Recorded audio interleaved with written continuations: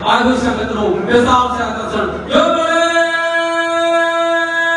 ईश्वर पर या भीम या भीम या भीम यो बोले ईश्वर पर सतरदास महाराज की जय बोले आनंद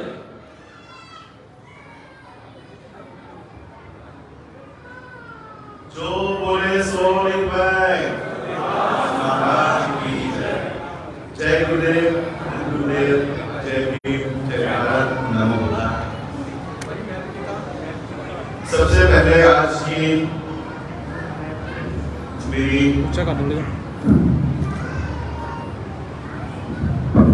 सही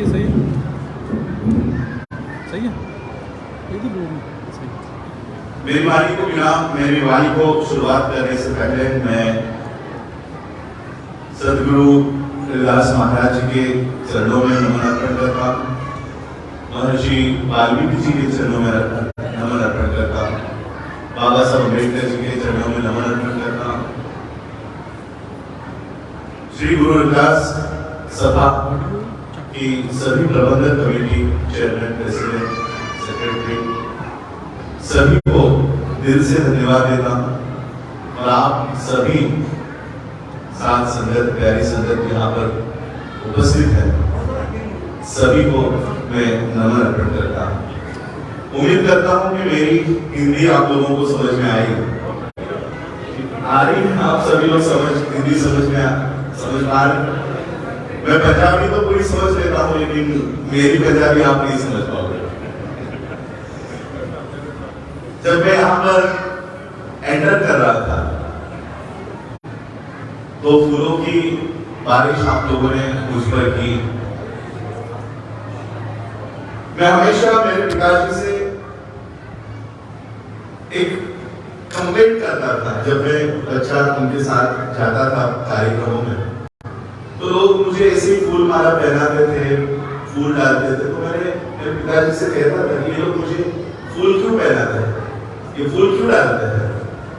मैं आपके कार्यक्रमों में नहीं आऊंगा, ये सभी लोग मेरे को फूल माला पहनाते हैं। तो मेरे पिता ने एक बात कही थी कि ये फूल तुम्हारे लिए नहीं है, ये फूल तुम्हारे ऊपर नहीं बरसाते। तुम्हारे शरीर में जो बाबा साहब अम्बेडकर जी का खून दौड़ रहा है, ये उस खून का सम्मान ये लोग करते हैं।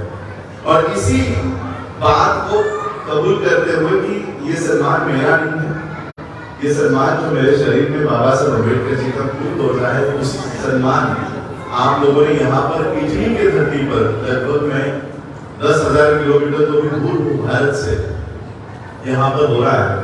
तो मैं इस सम्मान से आप लोगों को दिल से शुक्रिया अदा करता हूँ। और भारत से दूर, इतनी दूर बैठकर भी आप लोग गुरु रविदास महाराज जी के गुरुघर में बाबा साहब अम्बेडकर जी की जयंती मना रहे हैं। ये भारत के लिए तो गर्व की बात है, भारत के हर अम्बेडकरी व्यक्ति के लिए गर्व की बात है कि बाबा साहब अम्बेडकर जी को मानने वाले लोग पूरे दुनिया में आज बाबा साहब अम्बेडकर जी का सम्मान कर रहे हैं। बाबा साहब अम्बेडकर जी ने एक बात कही थी कि जो कौम अपना इतिहास भूल जाती है, या जो कौम अपना इतिहास नहीं जानती, वो कौम कभी भी इतिहास निर्माण नहीं करेगी, वो कौम कभी इतिहास निर्माण नहीं कर सकती। मैं जिन जिन लोगों से मिल रहा हूँ, सबसे पूछा कि आप कितने साल पहले आए, आप कब से इटली में रह रहे हैं? सबसे निचला आंकड़ा जो मुझे मिला वो 30 साल, 25 साल, 28 सालों से, यानी 30 साल हो गए, एक जनरेशन कंप्लीट हो गई, तब से आप यहाँ पर रह रहे हो।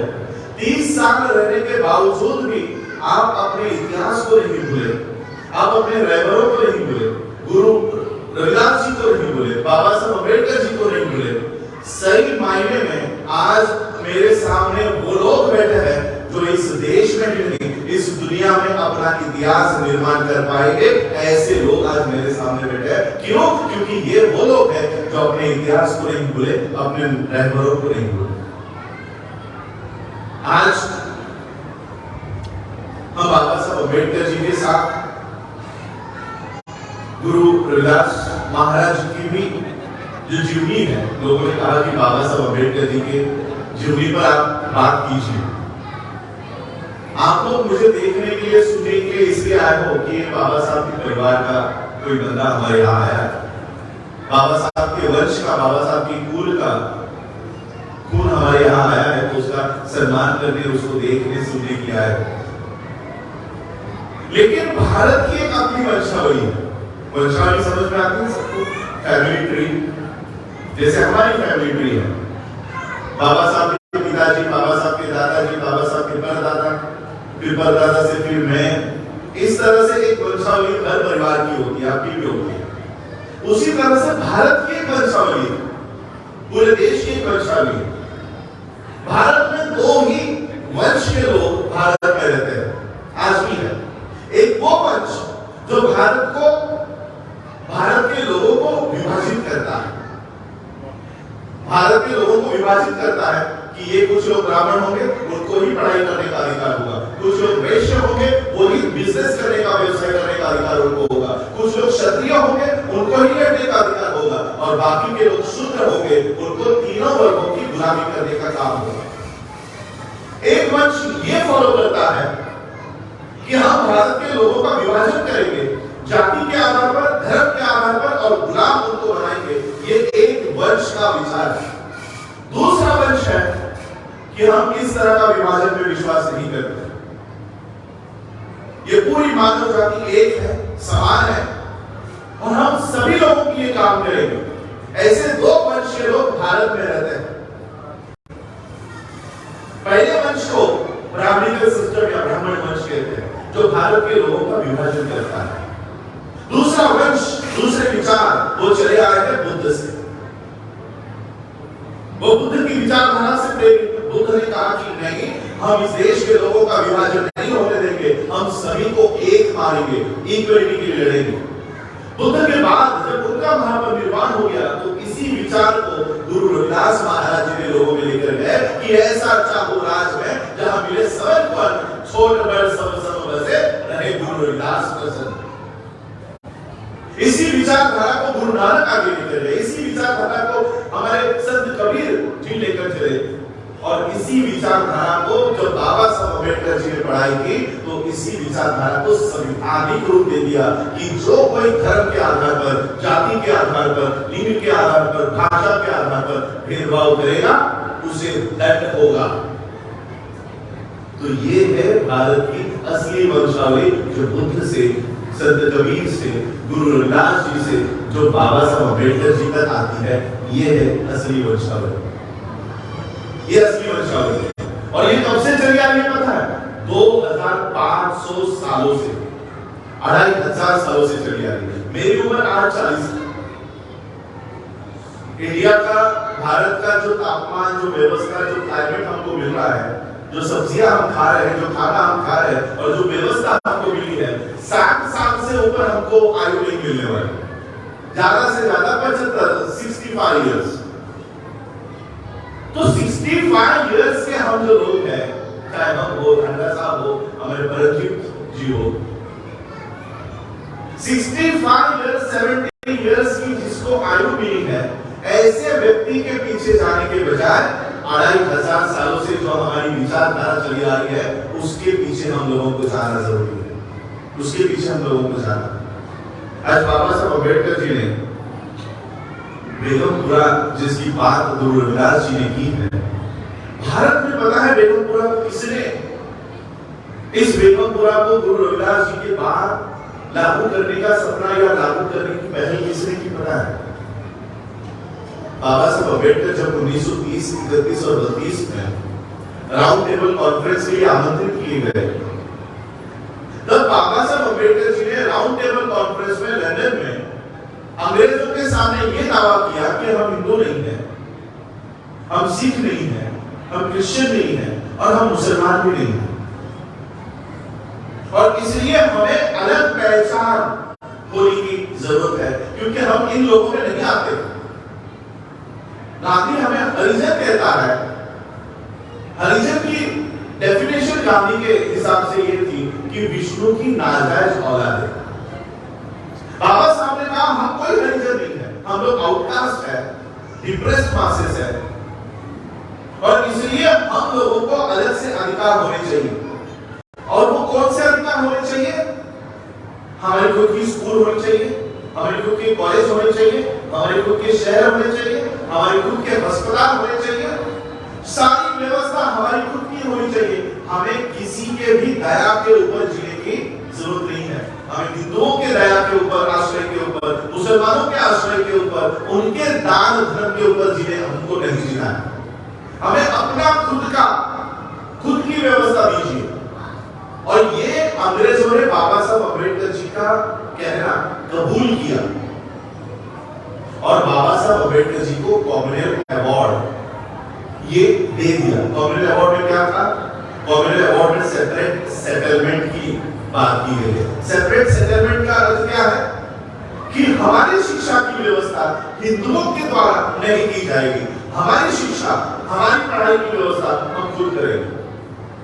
हमारे आरोग्य की व्यवस्था, हमारे हेल्थ की व्यवस्था, हमारे हॉस्पिटल की व्यवस्था क्रिश्चियन, मुसलमान या हिंदू नहीं करेगा, हम खुद करेंगे। हमारे खुद के अस्पताल बना के हम लोग अपने ही लोगों की व्यवस्था करेंगे। गांव हमारे होंगे, शहर हमारा होगा, घर हमारे होंगे, लोग हमारे होंगे, हमें आपसे कोई लेना देना नहीं है। इस तरह से बाबा साहब अम्बेडकर जी ने कॉमनवेल्थ अवार्ड लेकर आ गए थे। गांधी ने कहा, इन लोगों को अगर तुम अलग व्यवस्था देते हो तो मैं जान जाने तक अनशन करूंगा। अनशन पता है? फास्ट। मैं जान जाने तक अनशन करूंगा, लेकिन इनको अलग सेपरेट सेटलमेंट नहीं मिलने दूंगा, नहीं देने दूंगा। क्यों? वो क्यों हमको अलग नहीं होने देना चाहता था? अगर आप अपनी खुद की स्कूल बना लोगे, खुद की कॉलेज बना लोगे, खुद के हॉस्पिटल बना लोगे, खुद की नौकरियां तैयार कर लोगे, खुद का शहर तैयार कर लोगे, तो इन तीनों वर्णों की गुलामी कौन करेगा? इन तीनों वर्णों की गुलामी कौन करेगा? ब्राह्मण, क्षत्रिय, वैश्य।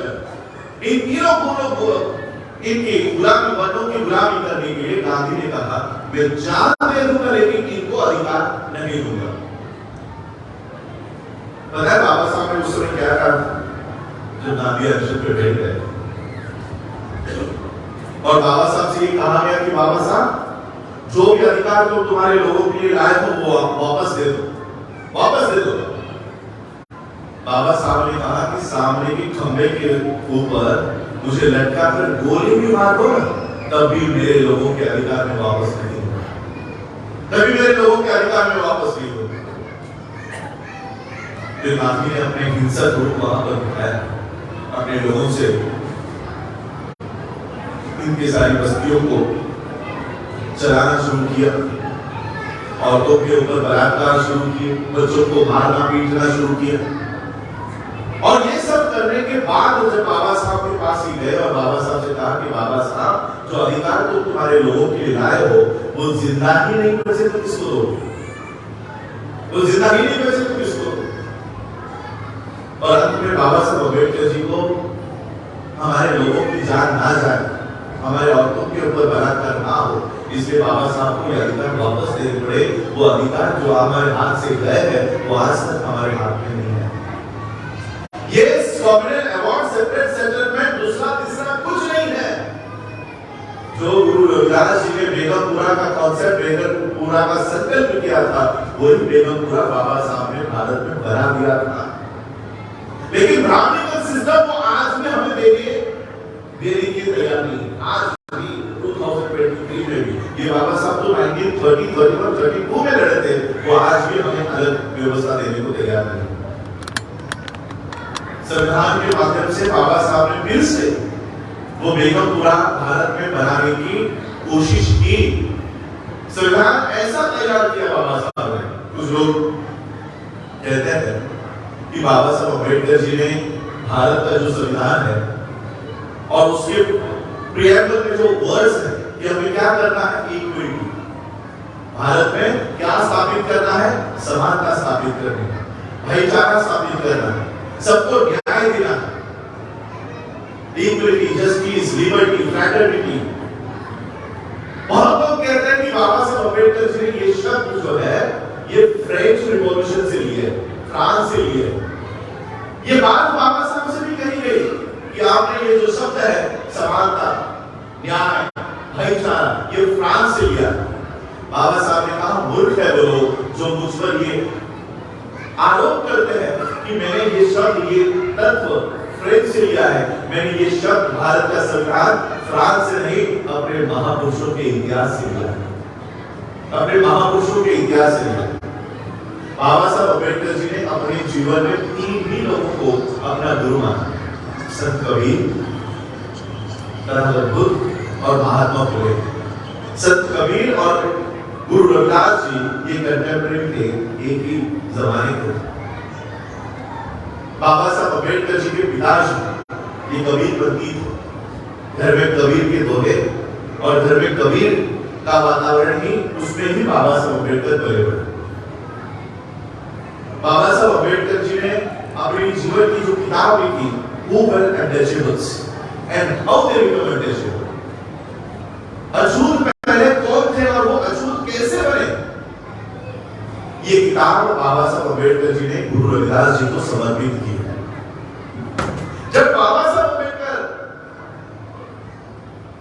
गुरु रविदास जी से अंतर नहीं करते, जब बाबा साहब अम्बेडकर ये भेद नहीं करते, तो हम कौन होते हैं आपस में भेद करने वाले? कि अम्बेडकरी है, ये रविदासी है, ये बुद्धिस्ट है।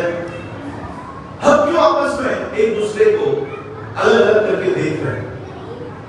और इसलिए हम लोगों को इकट्ठा होकर आज जो ताकतें इस देश में, भारत के देश में संविधान को खत्म कर रही है। संविधान क्या है? अगर संविधान 100% लागू किया जाए, 100%, तो बेगम पूरा बन जाता है, तो बेगम पूरा बनता है। आर्टिकल 15 कहता है कि किसी के भी ऊपर धर्म के आधार पर, जाति के आधार पर भेदभाव नहीं होगा। अगर ये आर्टिकल भारत में लागू होता है तो बेगम पूरा वहां पर खिलना शुरू होता है। कल परसों आपने देखा होगा भारत में एक आदिवासी बच्चे के ऊपर एक बीजेपी का एमपी या बीजेपी का कार्यकर्ता उस पर पेशाब कर रहा है, पेशाब कर रहा है, जाति के ऊपर कर रहा है, जाति आधार पर भेदभाव हो रहा है। तो बताइए क्या आर्टिकल 15 भारत में लागू है? आर्टिकल 14 भारत में लागू है? आर्टिकल 21 कहता है कि भारत के बच्चे 6 साल के होने के बाद से पीजी तक उनको फ्री शिक्षा राज्य की जिम्मेदारी होगी, स्टेट्स की जिम्मेदारी होगी। अगर 21 सी लागू होता है इंडिया में तो सभी बच्चों को पढ़ाई फ्री में मिलेगी, सभी बच्चों को स्टेट की जिम्मेदारी होगी कि सबको पढ़ाना है। आर्टिकल 21 सी लागू है। अगर 21 सी लागू होगा तो आज अंबानी के स्कूल खुल रहे हैं, ऑक्सफोर्ड, कैम्ब्रिज, ये सारे स्कूल आज भारत में खुल रहे हैं। और इसी तरह से ये पूरे भारत में संविधान को इसलिए खत्म करना चाहते हैं क्योंकि उनको पता है ये संविधान दूसरा तीसरा कुछ नहीं है, इनकी व्यवस्था बुद्ध से, गुरु रविदास जी से जो व्यवस्था जिसके लिए लड़े हैं ये लागू होगा, ये लागू होगा, इसलिए वो इसको खत्म कर। देखिए मैं बाबा साहब अम्बेडकर जी ने संविधान के माध्यम से हमें क्या ताकत दी है ये आपको एक बाबा साहब के जीवनी से बताना चाहता हूं। आप यहाँ पर जितने भी लोग बैठे हैं ये सभी लोग 1950 के बाद ही आए होंगे, ऐसा मैं समझता हूं। यानी भारत के आजादी के बाद से ही आप लोग यहाँ पर आए हैं। कोई है ऐसा कोई 100 साल से 200 साल से यहीं पर रह रहा है? तो सभी लोग भारत आजाद होने के बाद ही यहाँ पर आए। भारत आजाद 1947 में हुआ और 1950 में संविधान लागू हुआ। 1950 से पहले अगर कोई आया होगा तो वो ब्रिटिश के माध्यम से वर्ल्ड वॉर के लिए आया हुआ होगा। मैं यूएस जाता हूँ, सैन फ्रांसिस्को जाता हूँ, वहां पर पंजाबी सिख कम्युनिटी की संख्या तो बहुत है। तो मैंने उनको पूछा कि आप कितने साल से हैं? तो उन्होंने कहा 100 साल पहले आए। मैंने कहा कैसे? तो उन्होंने कहा कि वर्ल्ड वॉर सेकेंड के लिए उनको मिलिट्री चाहिए थी तो वो हमको लेकर आए तो हम इधर ही बस गए। तो जो पहले आया होगा वो वर्ल्ड वॉर के लिए लड़ने के लिए आया होगा, लेकिन उसके बाद जो भी लोग आए हैं वो संविधान का बेनिफिट लेकर आए। संविधान ही नहीं होता तो संविधान होने से पहले हमारे कोई राशन कार्ड बना रहा था, हमारी गिनती कोई कर रहा था? जब हमारे राशन कार्ड ही नहीं होते तो हम लोग यहाँ पासपोर्ट लेकर कैसे आ पाते? तो जो भी आज आप लोग वो संविधान, भारत का संविधान भारत में मिला, उसके बाद आप यहाँ पर आए। तो क्या है ये संविधान? और संविधान से पहले हमारी अवस्था क्या थी? गुरु रविदास जी का जन्म भी मनु का कानून जब भारत में लागू था तब हुआ। गुरु रविदास जी ने भी अपने टीचिंग्स, अपनी वाणी का प्रचार मनुस्मृति के कानून में किया। जब गुरु रविदास जी जिंदा थे तब मनु का कानून भारत के ऊपर था। जब बाबा साहब अम्बेडकर पैदा हुए तब भी मनु का कानून भारत के ऊपर लागू था। इस मनु के कानून का नाम है मनुस्मृति। यह मनुस्मृति 1200 से 1500 साल भारत के ऊपर थी। उसकी व्यवस्था, उसका कानून भारत में कितना था? 1200 से 1500 साल। अगर उस समय हम हमारी एवरेज एज अगर पकड़े कि एक बंदा 100 साल जी सकता है, चलो 100 साल पकड़ लेते हैं, तो हमारी कितनी जनरेशंस मनुस्मृति में जी? 15 जनरेशंस। हमें 5 जनरेशन के ऊपर नाम याद नहीं होते होंगे। पिता के बाद दादा का नाम याद, दादा के बाद परदादा का नाम याद, उसके ऊपर का नाम भी हमें याद नहीं होगा।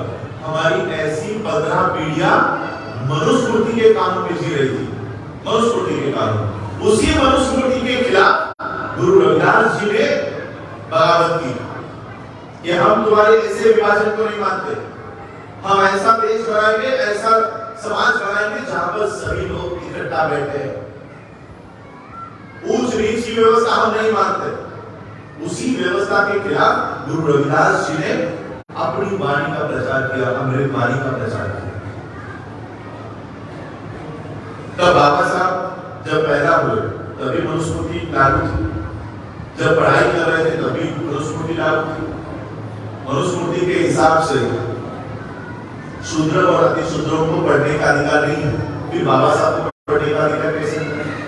क्योंकि बाबा साहब के पिताजी उस समय ब्रिटिश मिलिट्री में थे।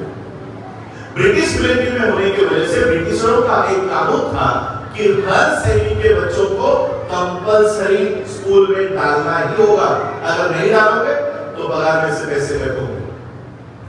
इस वजह से बाबा साहब को पढ़ाई लिखाई करने का अधिकार मिल गया। बाबा साहब पढ़ने लग गए। अगर रामजी बाबा यानी बाबा साहब अम्बेडकर जी के पिताजी मिलिट्री में नहीं होते तो बाबा साहब को भी पढ़ने को नहीं मिलता। अब बच्चे को यानी बाबा साहब को पढ़ने का अधिकार मिल गया। पिताजी मिलिट्री में थे, मिलिट्री की सर्विसेज आपको पता है, पंजाब से बहुत लोग मिलिट्री में रहते हैं। कई साल तक वो घर नहीं आते, एक साल, 2 साल, 5 साल वो घर नहीं आते। तो बाबा साहब के पिताजी भी इसी तरह से अलग अलग हेडक्वार्टर्स पे, अलग अलग कैंप्स में उनकी तबादली होती रहती थी, काम करने के लिए वो जाते रहते थे। जब उनको पता चला कि अब मेरी तबादला, मेरी ट्रांसफर घर से थोड़ी नजदीक होने वाली है, 150-200 किलोमीटर दूरी पर अब उनकी ट्रांसफर होने वाली है, तो बाबा साहब के पिताजी ने बाबा साहब को टेलीग्राम किया। तो बाबा साहब 7वीं 8वीं कक्षा में पढ़ना शुरू कर दिए थे। तो पिता को लगा कि मैंने कई महीनों से अपने बच्चों को नहीं देखा, क्यों ना बच्चों को बुलाया जाए।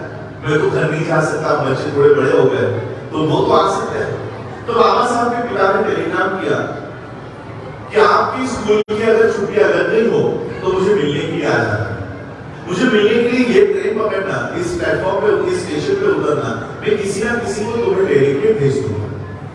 अब ये टेलीग्राम बाबा साहब को मिला। बाबा साहब के पिताजी ने लिखा कि जिस दिन तुम आने वाले हो मुझे टेलीग्राम करके बता देना कि कौन से दिन निकलने वाले हो, तो उस दिन किसी को भेज दो। बाबा साहब ने टेलीग्राम पढ़ा, बाबा साहब खुश हो गए कि पिताजी को मिलने जाना है। बाबा साहब, उनके बड़े भाई और बहनों के बच्चे, इन सभी लोगों ने बाबा साहब के पिताजी को मिलने की तैयारी शुरू की। बाबा साहब ने टेलीग्राम किया कि हम इस तारीख को निकलने वाले हैं, हमें लेने के लिए आ जाए। अब ये टेलीग्राम जो बाबा साहब के पिताजी के आया और जिसको ये टेलीग्राम मिला उसने ये टेलीग्राम बाबा साहब के पिता को दिया है। अब पिता को पता नहीं बच्चे कब आने वाले, और बच्चे यहाँ पर तय समय पर तय तारीख को उन्होंने ट्रेन पकड़ ली। जिस स्टेशन पे उतरने के लिए कहा था वहां पर उतर गए और अपने पिता की राह देख रहे थे, हमें लेने के लिए आएंगे। ट्रेन आकर चली गई, सभी लोग अपने अपने दिशा में चले गए। ये बच्चे वहीं पर खड़े होकर अपने पिता की राह देख रहे। स्टेशन मास्टर ने देखा ये बच्चे अच्छे कपड़े में, बाबा साहब के घर में डिसिप्लिन बहुत फॉलो की जाती थी। बाबा साहब के पिताजी रामानंद थे, वो कबीर पत्नी थे, तो वो डिसिप्लिन घर में होती थी। अच्छे कपड़े पहनने हैं, शुभ्र कपड़े पहनने हैं, हाथ मैला नहीं होना चाहिए कहीं। तो इस तरह से बच्चे वहां खड़े थे। तो स्टेशन मास्टर को लगा कि कहीं ब्राह्मणों के बच्चे इतने अच्छे कपड़े पहने हैं, इतना अच्छा वाणी है, बर्ताव है, तो ब्राह्मणों के बच्चे। तो स्टेशन मास्टर बच्चों के पास आए, बच्चों को पूछा कहाँ जाना है। बाबा साहब ने कहा कि हमें इस पते पर जाना है, शायद हमारा टेलीग्राम पिता को मिला नहीं है, हमें यहाँ पर पहुंचाने की व्यवस्था कीजिए। स्टेशन मास्टर ने कहा जी। बगल में वो तांगे वाला खड़ा था, तांगा समझ में आता है, गुलाब कार्ड। तो तांगे वाला खड़ा था, उस तांगे वाले को बुलाया, कहा देखो ये बड़े अफसर के बच्चे लग रहे हैं, इनको इस पते पर हेडक्वार्टर पर छोड़कर। तांगे वाले ने सभी बच्चों को गाड़ी में बैठने के लिए आमंत्रित किया। सभी बच्चे गाड़ी में बैठ गए, उस बैलगाड़ी में बैठ गए और वो बैलगाड़ी बाबा साहब के पिताजी के कार्यालय के निकल गई। थोड़ी देर में वो तांगे वाला बच्चों से बात करना शुरू किया। कहां से आए हो? पिता क्या करते हैं? पिता का नाम क्या है? तुम्हारा नाम क्या है? तुम्हारी जाति कौन सी है? और जैसे ही जाति के बारे में उस तांगे वाले को पता चला, उसने तांगा रोका और सभी बच्चों को गालियां देकर नीचे उतारा कि अभी क्या अभी मेरे तांगे से नीचे उतरो, तुम्हारे कपड़ों से लगा कि तुम लोग ब्राह्मणों के बच्चे, मैं धोखा खा गया, अभी क्या अभी तुम गाड़ी से नीचे उतरो। सभी बच्चे नीचे उतरे। बाबा साहब के पास कुछ पैसे थे, बाबा साहब ने कहा ये पैसे ले लो लेकिन हमें छोड़ दो, ज्यादा पैसे ले लो। तांगे वाले ने कहा तुम लोग अछूत हो इसलिए तुम मेरे गाड़ी में बैठ नहीं सकते, लेकिन पैसे ज्यादा मिल रहे थे तो गाड़ी वाले ने कहा ठीक, तुम लोग अछूत हो इसलिए मेरे गाड़ी में बैठ तो नहीं सकते, लेकिन मेरे गाड़ी के पीछे पीछे चलते चलते आओ, मैं तुमको छोड़ दूंगा। और फिर ये सफर शुरू हुआ। तांगा आगे आगे चल रहा था, पीछे पीछे ये चार बच्चे निकल गए। 2-3 किलोमीटर पैदल चलने के बाद बाबा साहब को प्यास लग गई। बाबा साहब ने गाड़ी वाले के उस तांगे में देखा कि उसके पास कुछ पानी है, तो बाबा साहब ने तांगे वाले से कहा कि वो थोड़ा सा पानी मुझे पिला दो, मुझे बहुत प्यास लगी। तांगे वाले ने कहा तुम लोग अछूत हो इसलिए मेरा पानी में तुम्हें नहीं पिला सकता, आगे कोई नदी नाला तालाब आता है तो मैं ये गाड़ी रोक लूंगा, तुम लोग पानी पीकर आ जाना। और 1-2 किलोमीटर चलने के बाद उस गाड़ी वाले को कुछ पानी दिखाई दिया आगे। उसने गाड़ी रोकी और कहा कि वो देखो आगे पानी दिखाई दे रहा है, जाओ पानी पीकर आओ। सभी बच्चे दौड़ते दौड़ते वहां पर गए। बाबा साहब नजदीक पहुंचे, नजदीक पहुंचकर देखते हैं तो क्या, यहाँ पे तो सिर्फ कीचड़ है, पानी नहीं है, लेकिन करेगा प्यास लगी थी। बाबा साहब ने वो मट्टी हटाई, वो कीचड़ हटाया और उसमें से जो काला गंदा पानी ऊपर आता है वो पानी ऐसे दोनों घुटनों पे घुटकर उन्होंने, कपड़े गंदे हो गए, मुंह मैला हो गया। और फिर 1-2 किलोमीटर चलने के बाद बाबा साहब अपने पिता के ऑफिस में पहुंचे। दूर से पिता ने देखा कि मेरे बच्चे, इनकी ऐसी हालत क्या हो गई है, इनके साथ क्या हुआ होगा, इसका अंदेशा बाबा साहब के पिताजी ने लगा दिया कि मेरे बच्चों के साथ क्या हुआ है। बाबा साहब दौड़ते दौड़ते अपने पिता के पास गए और पिता को लपेट कर रोने लगे, फूट कर रोने लगे। और बाबा साहब ने सवाल किया अपने पिताजी से, मुझे पानी पीने का अधिकार क्यों नहीं है? मेरे साथ ऐसा बर्ताव क्यों किया गया? मुझे गाड़ी में बैठने का अधिकार क्यों नहीं है? अब इस छोटे से बाबा साहब के सवालों का कोई जवाब उनके पिता के पास नहीं था। बाबा साहब ने बाबा साहब के पिताजी ने बाबा साहब को शांत किया, रोते हुए बाबा साहब को शांत किया और कहा कि पहले रोना बंद करो, रोना बंद करो। इसी व्यवस्था को तुम्हें बदलना है, इसी व्यवस्था को बदलना है। और बाबा साहब के पिता ने बाबा साहब को ऐसा तैयार किया कि जिस बच्चे को कीचड़ का पानी पीने के लिए मजबूर किया था, जिस बच्चे को बैलगाड़ी में बैठने का अधिकार नहीं दिया था, उसी बच्चे ने आगे चलकर भारत का संविधान निर्माण किया। और ऐसा कानून बाबा साहब ने लागू किया कि जिस बाबा साहब को कीचड़ का पानी पीने के लिए मजबूर किया था, उन्होंने ऐसी व्यवस्था हमको दे दी कि आज हम मिनरल वाटर बिस्लरी का पानी पीते हैं। जिस बाबा साहब को बचपन में मनु के कानून ने, मनुस्मृति ने बैलगाड़ी में भी बैठने का अधिकार नहीं दिया, उन्हीं बाबा साहब अम्बेडकर जी ने ऐसा संविधान तैयार किया, ऐसा कानून भारत में तैयार किया कि आज हम लोग हवाई जहाज में बैठ नहीं रहे, हम लोग हवाई जहाज उड़ा रहे हैं। कैप्टन है हमारे, पायलट्स है हमारे। कल हम लोग यहाँ पर पहले दिन जब मैं आया तो और किसी गुरु घर में मुझे लेकर गए थे, शायद वो शादी यहाँ बैठे होंगे। उन्होंने मुझे फोटो बताई और उन्होंने कहा कि मेरे दोनों बच्चे हेलीकॉप्टर उड़ाते हैं। जो बनाई सोनर पे सदगुरु रविदास महाराज की जय, जय भारत। ये व्यवस्था दी है बाबा साहब ने हमें। जो मनु का कानून हमें बैलगाड़ी में बैठने नहीं देता था, वो बाबा साहब का कानून हमें हवाई जहाज उड़ाने की इजाजत देता। आप लोग यहाँ पर महिला हो, मनु के कानून में आपने अपनी एक महानायिका महानंगेली का नाम सुना है आपने? सुना है आपने सबने? उसने आहुति दी, क्यों? तो महिलाओं को वस्त्र पहनने का अधिकार मिले। महिलाओं को वस्त्र तक पहनने का अधिकार नहीं था मनु के कानून में। उसने अपने स्तन काटकर ब्रिटिशरों के हाथ में दिए कि हमें अपना बदन ढकने का अधिकार दो, अगर नहीं देते तो ये हमारे पास नहीं कर सकते। हमारी महानायिकाओं ने हमारे लिए त्याग किया है, तब जाकर हम आज इस अवस्था में है, आज इस व्यवस्था में है।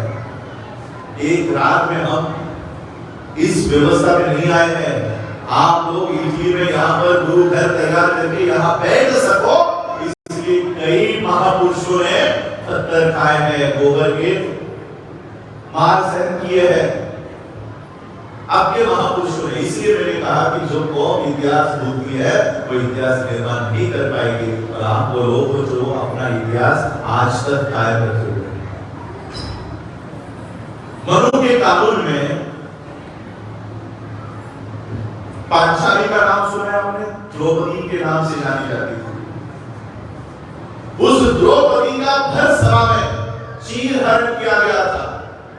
साड़ी पहनने का अधिकार मनु का कानून उस द्रौपदी को नहीं देता था, और बाबा साहब का कानून उसी द्रौपदी को आज राष्ट्रपति पोस्ट पे बिठा दिया है, उसी द्रौपदी।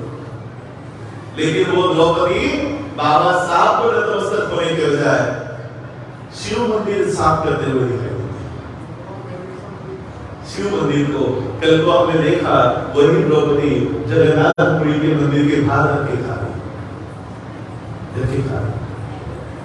ये ऐसे लोग अगर अपना इतिहास नहीं मानेंगे, अपने महापुरुषों को नहीं मानेंगे, तो उनके साथ यह हालत होगी। बाबा साहब अम्बेडकर जी ने उस बेगमपुरा का सपना गुरु रविदास जी का पूरा किया, अपने जीवन में पूरा किया। 26 नवंबर 1949 को यह बेगमपुरा का सपना बाबा साहब अम्बेडकर जी ने देश को दिया, संविधान बना कर दिया। और क्या कहा पता है संविधान बनाते समय कि भारत का संविधान कितना ही अच्छा क्यों ना हो, उसको लागू करने वाले लोग, उसको चलाने वाले लोग अगर लायक नहीं है तो संविधान किसी काम का नहीं, किसी काम का नहीं। और आज भारत में संविधान ऐसे लोगों के हाथों में है जिन लोगों ने संविधान बनाने के खिलाफ आंदोलन किया। जब संविधान सभा उधेड़ने का काम किया करती थी, भारत में संविधान ना हो इसके लिए लड़ाई लड़ी थी उन लोगों ने। आज ऐसे लोगों के हाथों में संविधान। अब बताओ ये बेगमपुरा एस्टैब्लिश होगा या खत्म होगा? जो बेगमपुरा की बात गुरु रविदास जी ने की, जिस बेगमपुरा का सपना संविधान में बाबा साहब ने तैयार करके हमको लिया, वो आज ऐसे लोगों के हाथों में है जो हमको फिर से मनुस्मृति के कानून में लेकर जाने की कोशिश कर रहे हैं। आज मैं आपके यहाँ पर क्यों इटली में आया हूँ, ग्रीस जाकर आया, ऑस्ट्रेलिया जाकर आया, अब कल फ्रांस जाऊंगा, पोलैंड में जाने वाला हूँ, क्योंकि जो बेगमपुरा भारत में है संविधान के माध्यम से वो रोज खत्म हो रहा है, रोज खत्म हो रहा है। तो आप कहोगे तो पुलिस स्टेशन पे जाओ, कोर्ट पे जाओ, प्रधानमंत्री के पास जाओ, यहां क्यों आ रहे हो? मैं आपको एक उदाहरण देना चाहता हूं। भारत में अभी आंदोलन चल रहा है महिलाओं का, जो कुश्ती करती है, रेसलर्स, पहलवान, महिला पहलवानों का आंदोलन दिल्ली में चल रहा है। और एक कार्यक्रम में देश की राष्ट्रपति कहती है कि उनको न्याय मिलना चाहिए। कौन कह रही है? देश की राष्ट्रपति जो न्याय दे सकती है वो कह रही है कि इनको भी न्याय मिलना चाहिए। हम किसके पास जाए? जो राष्ट्रपति खुद कह रही है कि इनको न्याय दे दो, उनकी बात सुनो। जब राष्ट्रपति इस तरह की बातें कर रही है तो हम किसके पास गिर रहा है? देश का होम मिनिस्टर, भारत का होम मिनिस्टर अमित शाह का केस जिस कोर्ट में चल रहा था, जिस कोर्ट में उस जज की हत्या हो गई और अमित शाह एक रात में बरी हो गया। किसके पास जाने की उम्मीद कर रहे हो? किसके पास जाएंगे हम लोग? गुजरात का एक आईपीएस ऑफिसर संजीव भट्ट, गोधरा हत्याकांड में जो हुआ वो एफिडेविट देकर उसने कोर्ट में बयान दिया, वो आज तक जेल में है। कौन? IPS officer. किसके पास जाएंगे हम लोग? मैं भारत के बाहर इसलिए भारत की समस्या लेकर आया हूं क्योंकि कल भी अगर हमको भारत से बाहर आने से मना किया जाता है, रोक किया जाता है, तो आप वो लोग हो जो भारत में हम लोग जो फंस जाएंगे, जिसके लिए आपको खड़ा होना है। आपको यहां पर खड़ा होना है हमारे लिए। हमारे लोग वहां पर दरवाजे बंद करके उनको कूटा जाएगा, पीटा जाएगा, हमारी आवाज तक नहीं आएगी। और यहां पर आकर क्या कहते हैं हमारे प्रधानमंत्री महोदय? भारत में सब चंगा से। परसों वो यूनाइटेड नेशंस में थे, क्या कहता है भारत का प्रधानमंत्री? कि भारत में धर्म के आधार पर और जाति के आधार पर भेदभाव नहीं होता, नहीं होता। आप लोगों को क्या लगेगा टीवी पे देख के? सही में नहीं होता। भारत में अब सब अच्छा होगा। 75 साल हो गए, 75 साल देश को आजाद होकर। आपके घरों में, मैं परमजीत जी के घर पे रुका हूं, घरों में न्यूज चैनल आ रहा है, आज तक आता है, जी न्यूज आता है आपके न्यूज घरों में, इंडिया के न्यूज चैनल। 75 साल में क्या 75 सेकंड का भी टाइम हमको दिया है इस मीडिया पे? कभी हमारी खबर सुनी आपने? पंपोज नाम की पंजाब की आपकी जितनी लड़की डॉक्टरी कर रही थी, एमबीबीएस की पढ़ाई कर रही थी, उसको जाति सूचक गालियां दे देकर इतना हैरेस किया कि उसने सुसाइड कर लिया। आया किसी न्यूज चैनल पे? बताया किसी ने कि हमारी ये बच्ची को इतना इन्होंने टॉर्चर किया कि उसको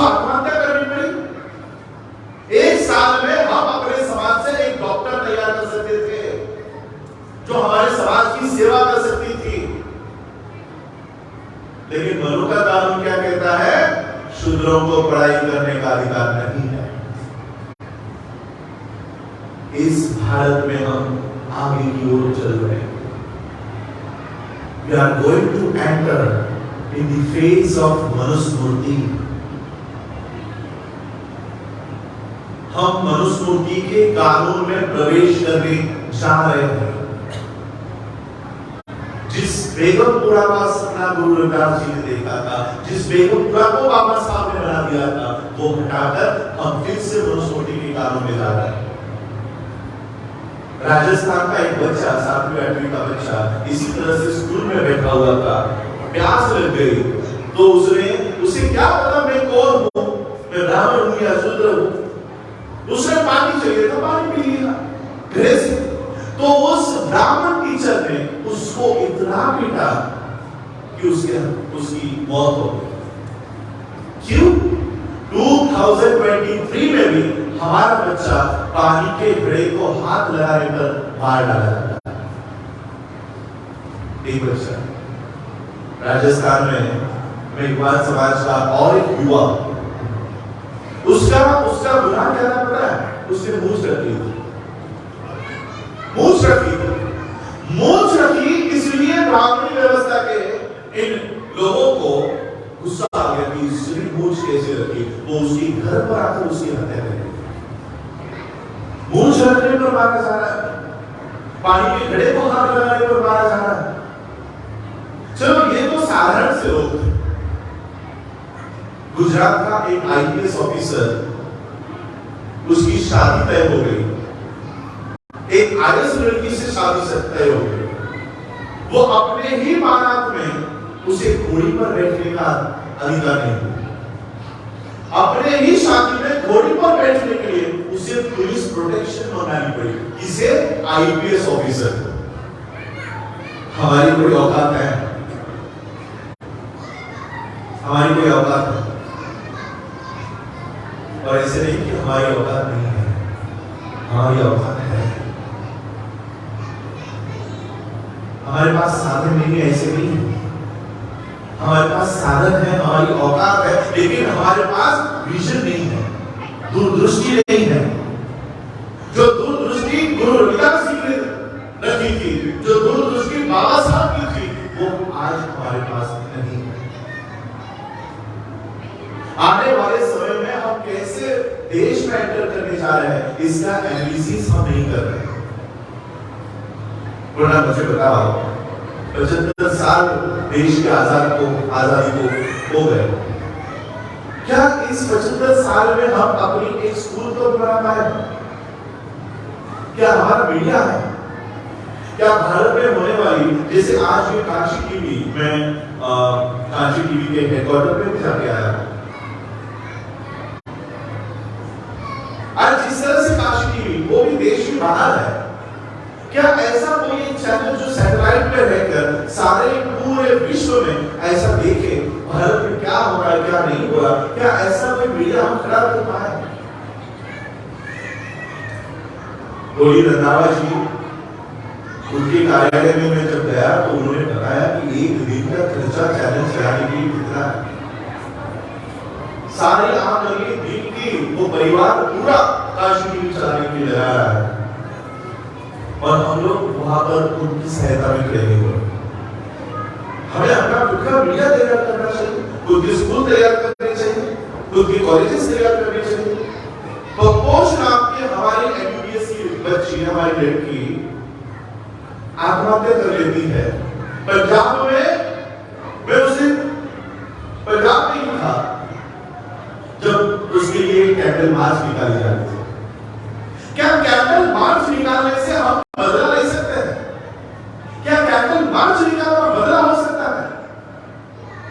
सही में अगर बदला लेना चाहते हो,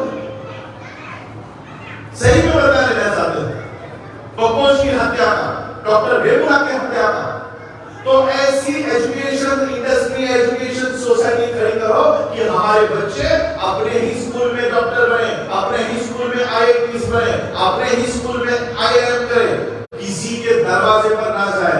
जिस दिन आपके एमबीबीएस कॉलेज से पहली बच्ची डॉक्टर बनकर निकलेगी, वो होगी डॉक्टर पपोष को सही मायने में श्रद्धांजलि। वो श्रद्धांजलि होगी डॉक्टर कंपोज। जब हम अपने कॉलेजों में से अपने डॉक्टर्स बाहर निकालें, क्योंकि अभी जो मेडिकल सिस्टम की यूनिवर्सिटीज है उसमें से आपका डॉक्टर नहीं तैयार है। मैं खुद एक एजुकेशन इंस्टीट्यूट चला, बाबा साहब की इंस्टीट्यूट चला। सरकार का आदेश है, जी हाँ, गवर्नमेंट ऑर्डर क्या है, 12वीं के बाद, 12वीं कक्षा के 12th पास होने के बाद अब बच्चों को मैकेनिकल की ट्रेनिंग देनी, इलेक्ट्रिकल की ट्रेनिंग देनी, प्लम्बिंग की ट्रेनिंग देनी। यानी 12th क्लास के बाद हम हमारे बच्चों को डॉक्टर बनाने के सपने देख रहे थे, आईएएस बनाने के सपने देख रहे थे, प्रोफेसर बनाने के सपने देख रहे थे। गवर्नमेंट ने रिजोल्यूशन पास करके कहा उनको मैकेनिक बनाने की ट्रेनिंग दो, उनको इलेक्ट्रिशियन बनाने की ट्रेनिंग दो, उनको प्लम्बर बनाने की ट्रेनिंग दो। यानी आने वाले 2 साल बाद, 5 साल बाद हम लोगों में से आईएएस आईपीएस नहीं, प्लम्बर और इलेक्ट्रिशियन निकलेंगे। उनको लेबर चाहिए ना, लेबर चाहिए। नाना जी को मैंने उस दिन बताया, जो उन्होंने बात रखी कि आने वाले 5 साल बाद हमारे लोग भारत के बाहर नहीं आ पाएंगे। जैसे आप लोग यहाँ आए, कई सारे पंजाब के लोग कनाडा में जाते हैं, ऑस्ट्रेलिया जाते हैं, यूके में जा रहे हैं। कैसे जाते हैं? आईएलटीएस करते हैं, स्टूडेंट वीजा पे जाते हैं, वहां की लैंग्वेज आती है तभी तो जाते हो ना। इंग्लिश जब आपको आएगी तभी आप ऑस्ट्रेलिया जा पाओगे, कनाडा जा पाओगे, यूएस जा पाओगे। अब भारत में पिछले साल कानून लागू हो गया है, जितने भी स्टेट्स है भारत में, सभी स्टेट्स में पढ़ाई हिंदी में होगी। आपका जो 5 साल का बच्चा है, 5 साल के बच्चे से लेकर वो जब 21-25 साल का होगा, उसकी सारी पढ़ाई हिंदी में होगी। अब मुझे बताओ, क्या वो बच्चा कभी आईएलटीएस में पास हो पाएगा? क्या उसे कभी इंग्लिश बोलना आएगा?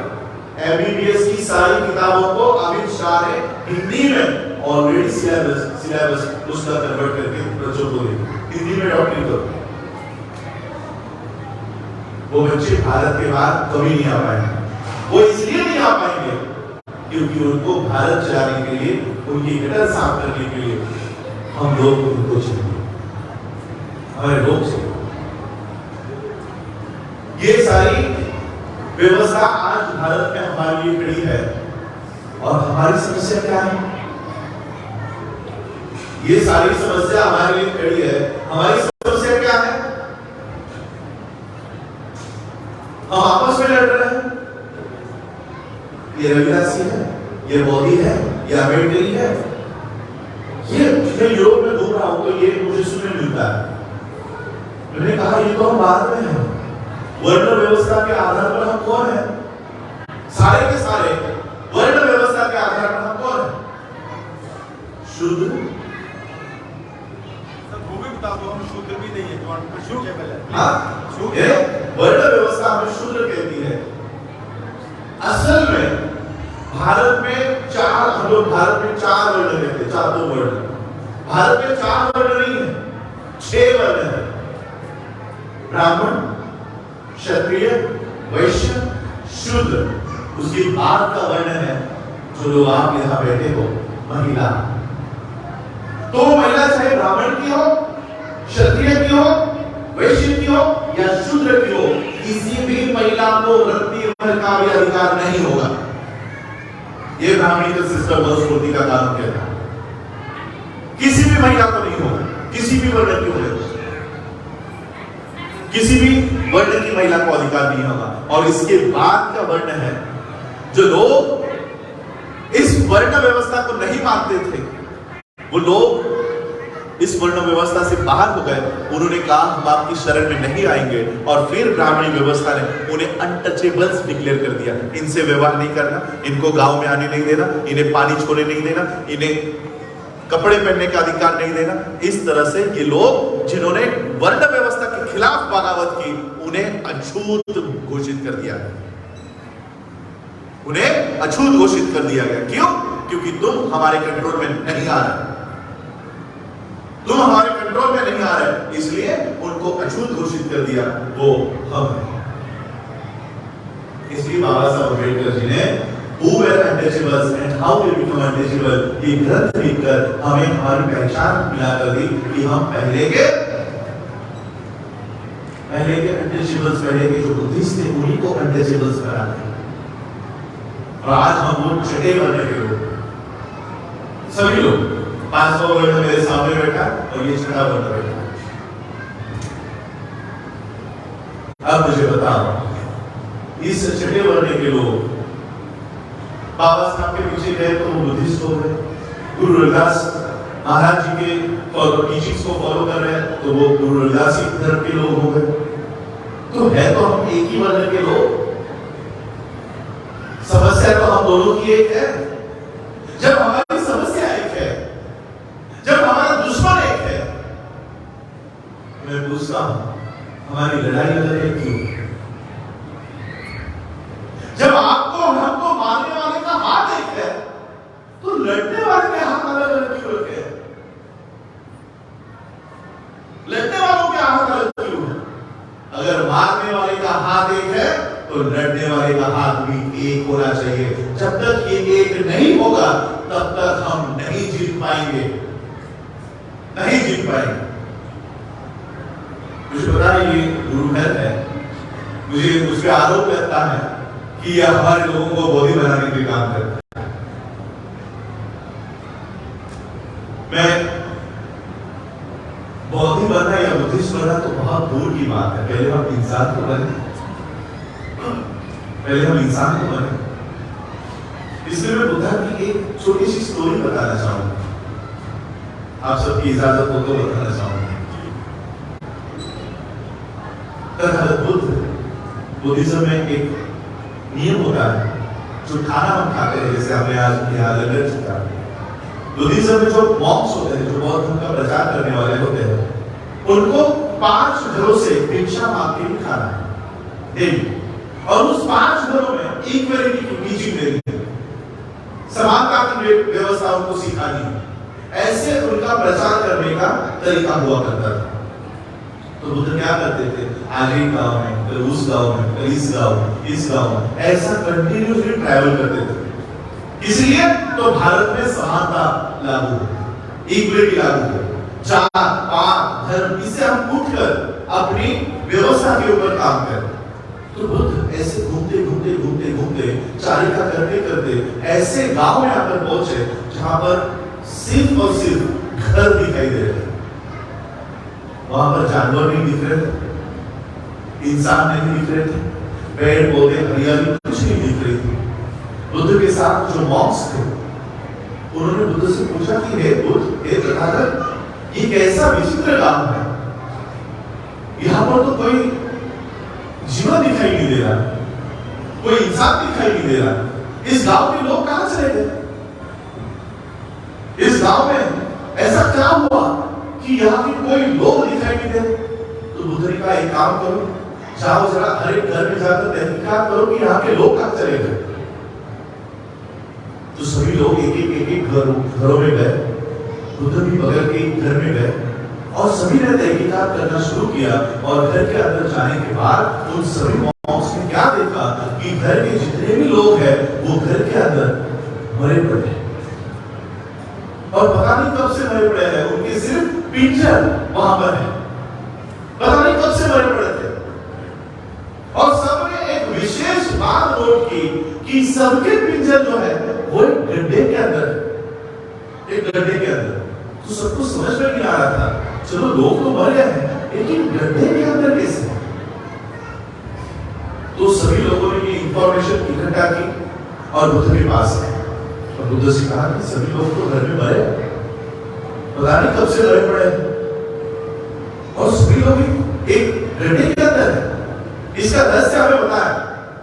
तो बुद्ध ने एनालिसिस किया और उन्होंने जवाब दिया कि ये गांव जो है, इस गांव पर पिछले 5-10 सालों से बारिश नहीं हुई, ये गांव सूखा पड़ा है, आकार पड़ा हुआ था। धीरे धीरे पेड़ पौधे मरना शुरू हो गए, जानवर पानी की तलाश में गांव छोड़कर चले गए। लेकिन गांव के लोग, क्योंकि उनकी जमीन यहाँ पर है, घर यहाँ पर है, खेत यहाँ पर है, तो वो गांव छोड़कर जाना नहीं चाहते थे। इसलिए हर व्यक्ति, हर परिवार अपने अपने घर में पानी की तलाश के लिए कुआं खोद रहे थे, और हर व्यक्ति कुआं खोदते खोदते वो उसी गड्ढे में वो जान उसने गवाई, और उसी गड्ढे में वो गिर के मर गया, उसी गड्ढे में पड़े पड़े वो मर गया। और आज हम यहाँ पर आए हैं तो आज उनकी पिंजर दिखे। तो किसी ने बुद्ध से पूछा कि हे तथागत, क्या ये सभी लोग जिंदा नहीं रह सकते थे, ये बच नहीं सकते थे? बुद्ध ने कहा ये बच सकते थे, ये सभी लोग जिंदा रह सकते थे। अगर ये सभी घर के लोग इकट्ठा होकर सिर्फ एक कुआं अगर खोदते तो सभी को पानी भी मिल जाता और सभी लोग जिंदा भी रह सकते थे। ये सेम आज हमारे साथ हो रहा है। हमें मारने के लिए दुश्मन ताकतवर होते जा रहा है, लेकिन हम अपने आप को बचाने के लिए अपना अलग अलग कुआं खोद रहे हैं, अलग अलग कुआं खोद रहे हैं। महार अपना अलग से कुआं खोद रहा है, चमार अपना अलग से कुआं खोद रहा है, गुरु रविदास धर्म को मानने वाले अलग से कुआं खोद रहे हैं, लिंगायत धर्म को मानने वाले अलग से कुआं खोद रहे हैं, आदिवासी अपना अलग से कुआं खोद रहे हैं। मारने वाला एक ही है। और इसी तरह अगर हम अलग अलग बटकर सिर्फ अपनी अपनी ही लड़ाई करते रहे तो एक दिन हम भी मर जाएंगे और हमारे भी पिंजर ऐसे ही गड्ढे में पड़े होंगे। अगर हम जिंदा रहना चाहते हैं, अगर हम जीतना चाहते हैं, तो इकट्ठा होकर सिर्फ एक कुआं हम लोगों को खोदने की जरूरत है। तभी जाकर हमें पानी मिलेगा, तभी जाकर हम जिंदा रहेंगे। इसलिए हम लोगों को इकट्ठा होकर ये लड़ाई लड़नी होगी, अपनी व्यवस्था खड़ी करनी होगी। जिस वेगपुरा का संकल्प गुरु रविदास जी ने किया है उसे हमें पूरा करना होगा, क्योंकि आने वाले समय में जिनके भरोसे पर हम बैठने वाले हैं वो हमें पूरी तरह से फिर से अछूत की व्यवस्था हमें देने का काम कर रहे हैं। और ऐसे नहीं कि हमारे पास साधन नहीं है। बाबा साहब अम्बेडकर जी ने 1946 में बॉम्बे जैसे प्राइम लोकेशन में एक नहीं, दो नहीं, तीन नहीं, 4 बिल्डिंगें खरीदी। 4 बड़ी बॉम्बे के हाईकोर्ट के सामने, बॉम्बे स्टॉक एक्सचेंज के सामने बड़ी 4 बिल्डिंगें खरीदी। क्यों?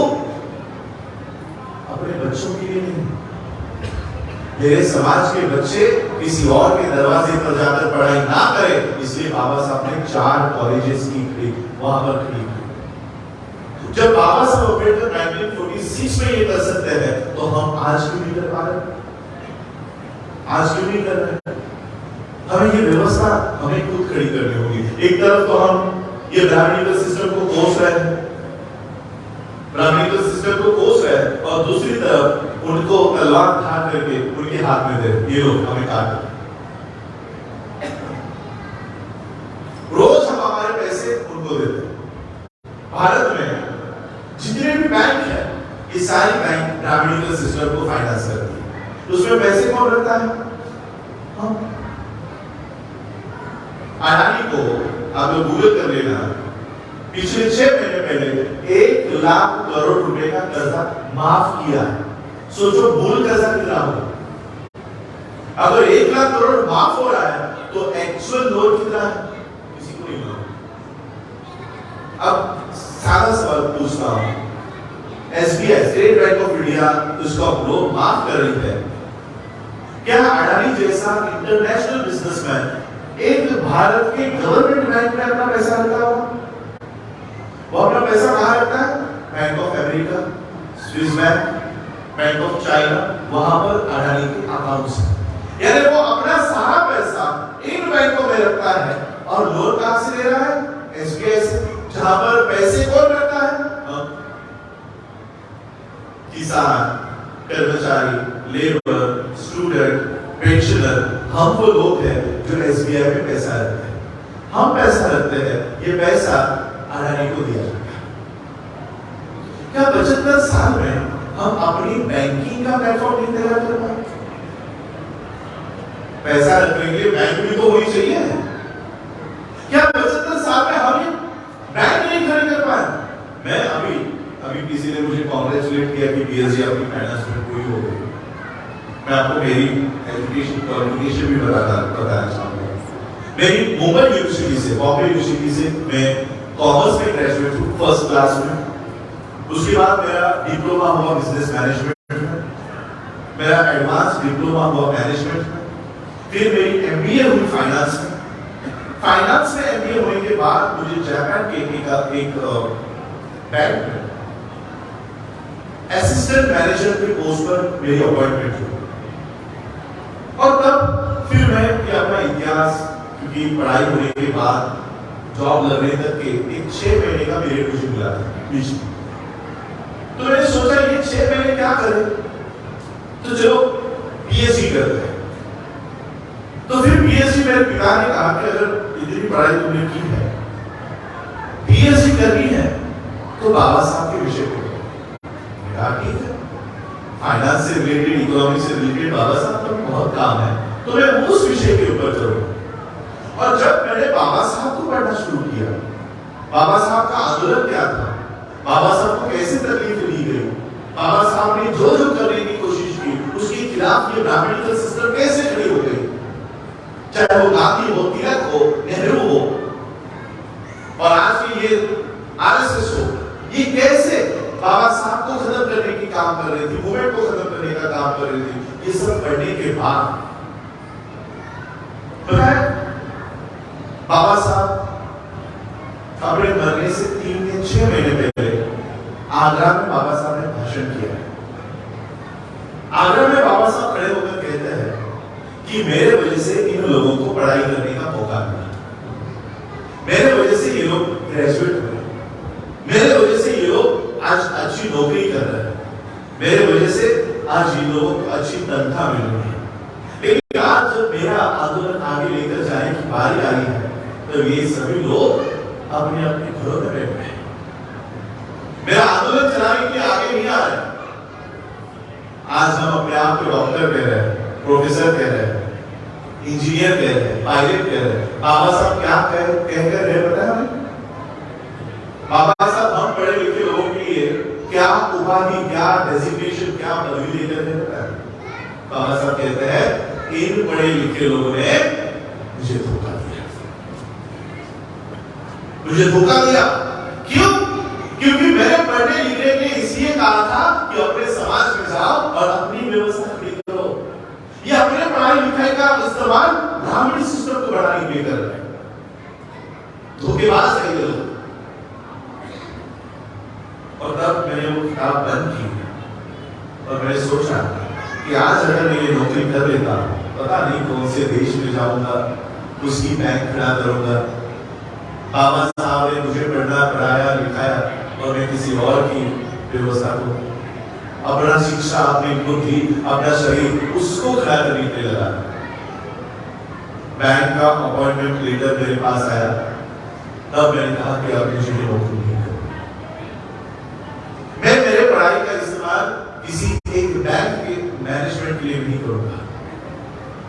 जब मैंने ये डिसीजन लिया, जो दोस्त मेरे साथ पढ़ रहे थे उन्होंने कहा पागल है, इतनी अच्छी नौकरी मिल रही है, इतना अच्छा पैकेज मिल रहा है और नौकरी करने की बारी आ रही है, तो तू ये क्या करने जा रहा है? मैंने कहा नहीं, मैं बाबा साहब की मूवमेंट बढ़ाने का काम करूंगा, अपने महापुरुषों की मूवमेंट को आगे लेकर आने का काम करूंगा। तो मेरे दोस्तों ने कहा तू इतनी पढ़ाई की, तू ये सारी पढ़ाई की वेस्ट व्यर्थ है। मैंने कहा नहीं, मैं अपनी पढ़ाई को वेस्ट जाने नहीं दूंगा, मैं अपनी पढ़ाई को व्यर्थ जाने नहीं दूंगा। अगर मैं आज ये नौकरी करता हूं तो मेरी पढ़ाई का इस्तेमाल मैं किसी और के बैंक के, किसी और की व्यवस्था को खड़ा करने के लिए, बड़ा करने के लिए काम करूंगा। लेकिन मैं मेरी पढ़ाई का इस्तेमाल किसी और की व्यवस्था के लिए नहीं, मैं मेरी पढ़ाई का इस्तेमाल मेरे समाज को खड़ा करने के लिए करूंगा, मेरे समाज को वहां पर उसकी व्यवस्था करने के लिए करूंगा। और तब से मैं ये मूवमेंट आगे लेकर जा रहा हूं। और जब मैं बाबा साहब को पढ़ रहा हूं, तब ये पता चलता रविदास जी की मूवमेंट, बुद्ध की मूवमेंट, महात्मा बसवेश्वर की मूवमेंट, पेरियार जी की मूवमेंट, ये कोई अलग अलग नहीं है, एक ही लड़ाई है। इन सबको इकट्ठा करके हमको लड़ाई लड़नी होगी, और इसलिए आज हम वो काम कर रहे हैं। अभी ये लॉकडाउन में मुझे 2 साल मिल गए मेरी पीएचडी पूरी कंप्लीट करने के लिए। आज वो मेरी मार्च में कंप्लीट होगी, शायद अक्टूबर में मेरा कन्वोकेशन सेरेमनी होगा। तो ये पढ़ाई का उल्लेख मैंने इसलिए किया कि इस पढ़ाई का इस्तेमाल मुझे अपने समाज की व्यवस्था पर के करना है। एक तरफ हम ब्राह्मणी व्यवस्था को गाली दे रहे हैं, ब्राह्मणी व्यवस्था को कोस कर रहे हैं, दूसरी तरफ हम उन्हीं को मदद कर रहे हैं। अपना पैसा, कमाया हुआ पैसा भारत में सुबह दूध भी लेकर जा रहा है तो भी ब्राह्मणी का सिस्टम स्वीकार। आज आप तो पीछे में हो, लेकिन भारत में हम लोग रविदासी धर्म की एस्टैब्लिशमेंट की मांग कर रहे हैं। हमारी अलग पहचान है। आज आपकी पहचान भारत में क्या है? धर्म के आधार पर आपकी रीति किस धर्म में जाती है? हिंदू। क्योंकि भारत में 7 ही धर्म है, हिंदू, क्रिश्चियन, मुस्लिम, सिख, जैन, पारसी और बुद्धिस्ट। इसके अलावा 8वां धर्म नहीं है। आप मुसलमान नहीं हो, आप सिख नहीं हो, आप बुद्धिस्ट नहीं हो, आप पारसी नहीं हो, आप जैन नहीं हो, तो धर्म के आधार पर किस में डाल देंगे आपको? हिंदू में डाल ही रहे हैं। और इसलिए हम ये लड़ाई लड़ रहे हैं कि हम हिंदू नहीं है, हमें हिंदुओं में ना गिना जाए, हमें अपना अलग से धर्म का कॉलम बना के दिया जाए। ये लड़ाई हम पंजाब में ही नहीं, हम ये लड़ाई हम कर्नाटक में भी लड़ रहे हैं। कर्नाटक में भी एक बहुत बड़ी कौम है जो कहती है कि हम हिंदू नहीं है, हम महात्मा बसवेश्वर को मानते हैं, और इसलिए हमको हमारा अलग से कॉलम, लिंगायत नाम का कॉलम मिलना चाहिए। झारखंड में भी ऐसे लोग हैं, झारखंड के लोग कहते हैं कि हम हिंदू नहीं है, और झारखंड के लोग नहीं, झारखंड का मुख्यमंत्री भी कहता है हम हिंदू नहीं। उसने विधानसभा में रिजोल्यूशन पास किया कि आने वाली जनगणना में हमें अपना अलग से कॉलम, आदिवासी नाम का कॉलम बना के दो, हम हिंदू में अपना नाम नहीं लिखाएंगे। मैं सिर्फ रविदासी धर्म बनाने के मूवमेंट में साथ नहीं दे रहा हूं, मैं लिंगायत धर्म के लोगों को भी साथ दे रहा हूं, मैं आदिवासी धर्म के लोगों को भी साथ दे रहा हूं। जो ब्राह्मणिकल सिस्टम से, जो हिंदू धर्म से पार आने की कोशिश कर रहा है, मैं सबके साथ कर रहा हूं, सबको मैं साथ दे रहा हूं। लेकिन मैं एक, क्योंकि मैं सीएस की भी पढ़ाई की है, वो कानून की पढ़ाई होती है, कंपनी सेक्रेटरी पूरी लॉ बेस्ड पढ़ाई होती है, संविधान की मैंने पढ़ाई की है। मैं आप खास करके ये मैसेज, क्योंकि कांशी टीवी से भारत में जाएगा, देश भर में जाएगा, मैं एक रिक्वेस्ट करने वाला हूं आपसे, सही में आपको रविदासी धर्म बनाना है, अपनी अलग पहचान बनानी है, तो रविदासी धर्म बनाने के लिए जो कानूनी जो जरूरतें होती है वो बताना चाहूंगा। पहला, अगर आपको अलग धर्म एस्टैब्लिश करना है तो पहला आपका खुद का ग्रंथ होना चाहिए। मुझे लगता है वो ग्रंथ हमारे पास है, अमृतवाणी है। आपका खुद का, जो किसी धर्म में नहीं है, वो आपका खुद का रहबर होना चाहिए, गुरु रविदास जी है। तो ये 2 चीजें आपके पास हैं। तीसरा, आपका खुद का कल्चर होना चाहिए, आपके खुद के त्योहार होने चाहिए, आपके खुद के रीति रिवाज होने चाहिए। ये आपका नहीं है, ये आपके पास नहीं है। हमारे पास अपनी गुरुवाणी है, अमृतवाणी है, हमारे पास अपना रहबर है, गुरु रविदास। कल्चर किसका है? अभी आप लोग यहाँ बैठे हो, वो चांद को देखकर क्या करवा चौथ मना रहे। एक तरफ रविदासी धर्म भी चाहिए और हिंदुओं का करवा चौथ भी चाहिए। एक तरफ रविदासी धर्म भी चाहिए और दूसरी तरफ माता की चौकी भी चाहिए। सही में अगर आपको रविदासी धर्म बनाना है, रविदासी धर्म को मान्यता मिलानी है, तो जितने भी हिंदुओं के त्योहार है, हिंदुओं के भगवान है, वो सबसे पहले घर से बाहर निकालो और उसको बनाना बंद करो, तब जाकर पड़ेगी। मैं तो कहता हूं बुद्ध की भी मत मानो, क्योंकि आप अगर बुद्ध को मानोगे तो फिर बुद्धिज्म में चले जाओगे। रविदासी धर्म बनाना है तो अपना खुद का कल्चर, खुद के फेस्टिवल्स, खुद के त्योहार आपको बनाने होंगे। मैं ये एज ए लीगल कानूनी अभ्यासक के नाते आपको ये जानकारी दे रहा हूं। आप लोग गूगल भी कर लेना कि अलग धर्म की मान्यता मिलाने के लिए क्या क्या जरूरी है, तो ये सब जरूरी है।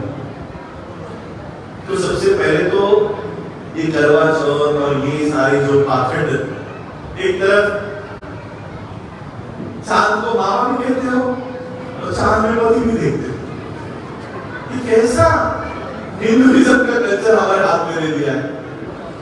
कुछ दिन के लिए वो मामा होता है, बच्चों का मामा होता है ना, जो लेडीज है उसका भाई हो गया, और कुछ दिन वो पति हो जाता है। वो कुत्ते तक की पूजा करवाते हैं और इंसानों को पिटवाते हैं। तो ऐसे कल्चर से बाहर निकलो, तब जाके हमें अपने अलग धर्म की मान्यता मिल पाएगी, और ये भारत से नहीं होगा। भारत आपको आपकी अलग पहचान नहीं देगा, और इसलिए बाबा साहब अम्बेडकर 1930, 31 और 32 में राउंड टेबल कॉन्फ्रेंस में आए और अपनी अलग पहचान वहां से लेकर गए कि हम हिंदू नहीं है, वहां से लेकर गए। और इसलिए भारत के लोगों को अब भारत के बाहर आकर अपनी पहचान बनवानी पड़ेगी। कहां पर? मेरा भी वीजा 20 तारीख तक है, अब वापस जाऊंगा और पूरा मेमोरेंडम तैयार हो रहा है। ये मेमोरेंडम हम देंगे इंटरनेशनल ह्यूमन राइट्स कमीशन के ऑफिस में जिनेवा में, और वहां पर बताएंगे कि भारत के इतने करोड़ लोग अपना अलग धर्म मानते हैं, अलग धर्म की मान्यता के लिए पिछले इतने सालों से लड़ाई लड़ रहे हैं। इन्हें भारत सरकार अपनी उनका खुद का धर्म नहीं देता, जबकि ये हमारा मानव अधिकार है, यह हमारा मानव अधिकार है। ये लड़ाई हम यूनाइटेड नेशंस के ऑफिस से लड़ेंगे। इसका मेमोरेंडम रेडी होके हम लोग देने आएंगे। कुछ लोग कहते हैं कि हम लोग इनके खिलाफ है, इनके अगेंस्ट, हम लोग अगेंस्ट नहीं है। जो लोग इक्वलिटी के लिए है, जो धर्म इक्वलिटी के लिए है, मैं तो कल मैंने ये कहा कि हम जय श्री राम बोलने को तैयार है, मुझे सिर्फ बता दो कि राम ने इक्वलिटी के लिए क्या क्या किया। बताओ ना, अगर उन्होंने समानता की लड़ाई लड़ी है तो हम उन्हें भी आदर देंगे। लेकिन वही राम, शंभुक नाम के एक अछूत ने पढ़ाई कर ली, शिक्षा प्राप्त कर ली, इसके बाद से उसकी हत्या करता है, वो हमारा महापुरुष कभी नहीं हो सकता, कभी नहीं हो सकता। जो हमारे लोगों की हत्या इसलिए करता है क्योंकि हमने पढ़ाई कर ली। कभी हो सकता है ये लेवल हमारा, ये वो लेवल संत कबीर, महात्मा फुले, गुरु रविदास जी जिन्होंने हमारे लिए त्याग किया, समर्पण किया। हम भेदभाव नहीं करते, जो लोग इक्वलिटी के लिए खड़े हैं हम उसके साथ रहे, हम उसके साथ रहेंगे, समानता की लड़ाई। और इसलिए मैं आज यही बात आप लोगों तक यहाँ पर करने के लिए आया कि हमारे पास हमारी खुद की साधनें हैं। सिर्फ ये ब्राह्मणिकल सिस्टम ने हमें डाइवर्ट कर दिया। पता है अभी बाबा साहब की जयंती हुई 2020 में, लॉकडाउन था, आप लोग भी लॉकडाउन में, इटली में भी लॉकडाउन हुआ होगा। हम लोग घर के बाहर निकल नहीं पा रहे थे, उसी में बाबा साहब की जयंती भी आ गई 14 अप्रैल में। अब 14 अप्रैल आ गई, घर के बाहर नहीं जा सकते, तो वो पूरी 14 अप्रैल घर के अंदर ही निकल गई। तो बाबा साहब के फोटो के सामने बस एक फूल रख दिया और एक मोमबत्ती जला दी, बस इतने में हमारी जयंती हो गई। 2 दिन बाद इकोनॉमिक टाइम्स के ऑनलाइन एडिशन में एक खबर छपी कि बाबा साहब अम्बेडकर जी की जयंती पूरे भारत में नहीं मनाई गई। उस वजह से इंडियन इकोनॉमी को 2100 करोड़ रुपए का नुकसान हुआ। इसका अर्थ समझते हो? एक दिन में हम हमारे महापुरुष को सेलिब्रेट करते हैं और भारत के इकोनॉमी को 2100 करोड़ रुपए दे रहे हैं। आप अपने आप से सवाल पूछो, जो कौम एक रात में 2100 करोड़ रुपए खर्च कर सकती है, क्या मीडिया खड़ा नहीं कर सकते? क्या अपने खुद की बैंक खड़ी नहीं कर सकते? क्या पूरा बेगमपुरा हम अपने ही पैसों से नहीं खड़ा कर सकते? हमें किसी मोदी की या गांधी की कोई जरूरत नहीं है। ये बेगमपुरा हम खुद अपने हाथों से खड़ा कर सकते हैं। इतनी ताकत हमारे में है। किसी के आगे झोली फैलाने की कोई जरूरत हमारे महापुरुषों ने नहीं रखी। वहां से हमको बाहर निकाला और इसलिए हमें इस व्यवस्था को खड़ा करना है। भारत में ये बेगमपुरा बनाना है। अपनी खुद की एजुकेशन सिस्टम, आपका खुद का हेल्थ सिस्टम, आपकी खुद की बैंकिंग सिस्टम, इसके ऊपर काम करो। अभी हमने इस साल 2023 में doctor B R. Ambedkar multi state bank का निर्माण किया। अभी उसकी मान्यता हमें मिली। अभी धीरे धीरे इसका प्रचार पूरे भारत में करेंगे और 3 साल बाद इसको हम लोग मल्टीनेशनल लेवल पर लेकर आएंगे। पिछले महीने अप्रैल में मैं कनाडा में था। कनाडा के लोगों को भी मैंने कहा कि अगले साल में आऊंगा, लेकिन बाबा साहब की जयंती मनाने के लिए नहीं, डॉक्टर बी.आर. अम्बेडकर बैंक का उद्घाटन यहाँ करते होंगे तो मैं आऊंगा। यहाँ इटली में, चाहे इटली हो, ग्रीस हो, फ्रांस हो, हम अपना पैसा किसके पास रखा है? इटली सरकार के पास। वही हमने कल परसों पूछा ग्रीस में जब हम थे तो उन्होंने कहा कि ग्रीस के जो लोग हैं वो उनके ही होटल्स में जाते हैं, वो उनके ही दुकानें में जाते हैं। इटली में भी ऐसा होता होगा। वो अपना पैसा उनके इकोनॉमी को लगाते हैं, लेकिन हम हमारा पैसा उनकी इकोनॉमी के लिए लगा रहे हैं। आगे चलकर अगर ये हम लोग एनआरई अकाउंट बना पाए तो ये अकाउंट, ये बैंक सब आपके यहाँ देंगे। आपका सारा पैसा अपने ही बैंक में रखो और ये पैसों से आप आपके बिजनेस लोन दो, अपने लोगों को एजुकेशन लोन दो, अपने पैसों से अपने समाज की उन्नति करो। वैसे हमारे पास पैसा हमारी समस्या बिल्कुल नहीं, उसको मैनेज करना हमें नहीं आता। और इस निसर्ग ने मेरे से वही पढ़ाई करवाई जो मेरे समाज की जरूरत है। पैसे हमारे पास है, उसको मैनेज करना सीखो। हमारे पैसों पे अडानी अंबानी बड़ा हो। अगर अडानी अंबानी बड़ा हो सकता है तो हमारे नाना साहब, हमारे भारत इनके परिवार, इनके सदस्य, इनके बच्चे, इनके डॉक्टर, IAS IPS क्यों नहीं बन सकते? आप में से IAS IPS क्यों नहीं बन सकते? आपके बिजनेसमैन क्यों नहीं बन सकते? आपके बिजनेस क्यों नहीं खड़े हो सकते? अपने पैसों से अपनी व्यवस्था खड़ी करो। यही मैसेज मैं आज भारत के बाहर आपके लिए लेकर आया हूं। किसी के भी, मैं एक 25 साल की आयु और लेकर चल रहा हूं, 25 साल का काम और लेकर चल रहा हूं। इस 25 साल के एंड में मैं ऐसा बेगमपुरा देखना चाहता हूं, चाहे कांग्रेस हो, बीजेपी हो, किसी की भी सरकार हो, हमें किसी के भी दरवाजे पर जाने की बारी ना आए, ऐसा समाज हमें तैयार करना है। ये मूवमेंट लेकर मैं चल रहा हूं, ये मिशन लेकर चल रहा हूं। अब मुझे बताओ, ये मिशन क्या सिर्फ बाबा साहब का हो सकता है? क्या गुरु रविदास जी ने किसी बेगमपुरा का सपना नहीं देखा? क्या हमारे महापुरुषों ने किसी व्यवस्था में हमें लाने की कोशिश नहीं की? तो इसलिए मैं आप सभी से यही प्रार्थना करता हूं, विनती करता हूं कि इकट्ठा होकर हमें लड़ना होगा। आरएसएस, आज आरएसएस एक संगठन, वो देखो कैसे काम करती है। थोड़ा सा बैक में लेके जाना चाहूंगा, आप लोगों के पास समय है तो एक बात को भी बताता हूं। इंडियन पॉलिटिक्स में 2014 में मुझे आप बताइए, नरेंद्र मोदी से पहले पीएम कैंडिडेट कौन था? कुछ याद है? नहीं, बीजेपी का कैंडिडेट, मैं पीएम नहीं कह रहा हूं कि नेक्स्ट पीएम बनेगा Advani, Lal Krishna Advani. Lal Krishna Advani was the prime ministerial candidate of BJP officially। उन्होंने रथ यात्रा वगैरह क्या क्या पता नहीं किया, लेकिन आरएसएस को लगा कि अगर आज हम अडवाणी को पीएम घोषित करें, पीएम कैंडिडेट घोषित करें, तो शायद हमें इतने वोट नहीं मिलेंगे। तो उन्होंने एक रात में अडवाणी का नाम पीछे ले लिया और मोदी का नाम आगे कर दिया। गुजरात से उसे बुलाकर मोदी को आगे कर दिया कि he will be our PM candidate. मुझे बताओ, उस दिन से लेकर आज तक आडवाणी ने कभी आरएसएस के खिलाफ कोई बयान दिया?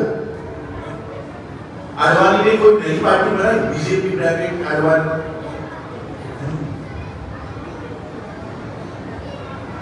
आज वो उनकी विचारधारा को फैलाने के लिए, ब्राह्मणिकल विचारधारा को फैलाने के लिए, मनुस्मृति को फैलाने के लिए वो प्राइम मिनिस्टर पोस्ट का भी त्याग करने को रेडी है। प्राइम मिनिस्टर पोस्ट हमारे पास आज कौन सा मिनिस्ट्री है? कोई मिनिस्ट्री है आज हमारे समाज के पास? कोई मिनिस्ट्री नहीं है। जो मिनिस्ट्री नहीं है, कोई सरपंच तो है? कोई नहीं। जब हमारे पास त्याग करने के लिए कुछ है ही नहीं, कुछ भी नहीं है, तब भी हम त्याग नहीं करते। वो पीएम को छोड़ देते हैं। और हमारी एक्शन कैसे पता है? किसी छोटी सी कमेटी में अगर एक पोस्ट भी नहीं मिले तो हम नई कमेटी बना लेते, नई ऑर्गेनाइजेशन बना लेते।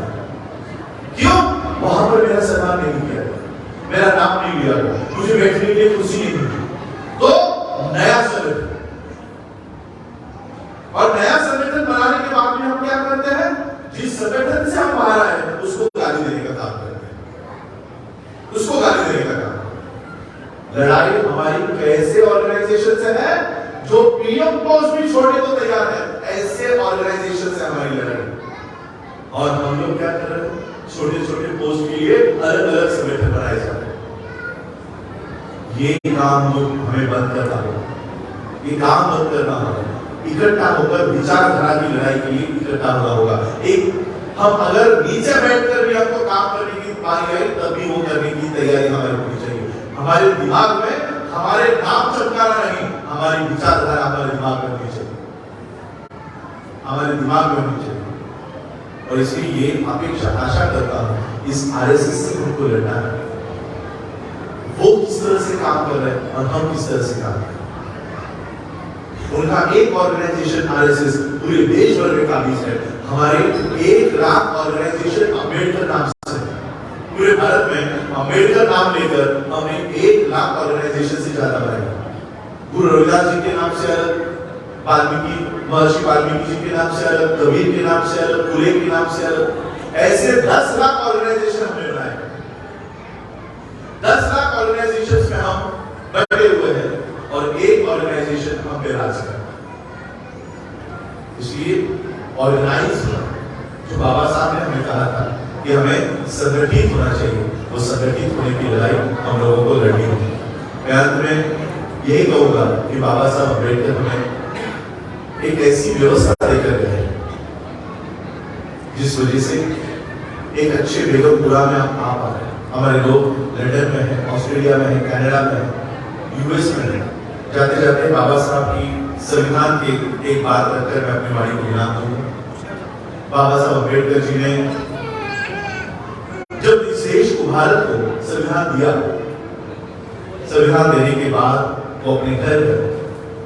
नानक चंद्र रत्तू पंजाब से ही बाबा साहब के अंतिम समय तक साथ थे।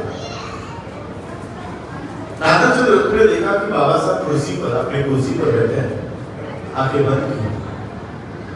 रत्तू ने देखा कि बाबा साहब कुर्सी पे बैठकर रो रहे हैं, उनकी आंखों से पानी आ रहा है। अब रत्तू बाबा साहब को उठाना नहीं चाहते थे, लेकिन रो क्यों रहे हैं ये पूछना नहीं चाहते थे। तो रत्तू बाबा साहब के पैरों के पास बैठे और पैर दबाते दबाते बाबा साहब से सवाल किया, बाबा साहब अभी आप भारत को एक अच्छा संविधान देकर आए, एक अच्छी व्यवस्था देकर आए, किस बात का दुख है आपको, क्यों रो रहे हो? बाबा साहब ने आंखें खोली और बाबा साहब ने कहा कि रत्तू, मुझे आज मेरे बेटे की याद आ गई। बाबा साहब का बेटा था राजरत्न, जो मेरा नाम है, तो मेरे पिताजी ने ये नाम बाबा साहब के बेटे की याद पर रखा। ये 2.5 साल का जब हुआ ये राजरत्न, तब उसे डबल निमोनिया हो गया और तब बाबा साहब की आर्थिक हालत कोई अच्छी नहीं थी और उस समय कोई हमें हाथ लगाने वाला डॉक्टर भी नहीं था। तो बाबा साहब का ये बच्चा घर में ही बुखार से तप रहा था, तड़प रहा था, कोई उसे हाथ लगाने को तैयार नहीं। अब कितने दिन बच्चे के पास बैठे रहे, इसलिए बाबा साहब धीरे धीरे अपने काम को जाना शुरू कर दिया। बाबा साहब एक दिन हाईकोर्ट में गए अपने केस के लिए, तब माता रमाई बाबा साहब अम्बेडकर जी की पत्नी, उन्होंने बाबा साहब के नाम से संदेशा भिजवाया कि बाबा साहब आप जहां कहीं पर भी हो तुरंत घर चले आए।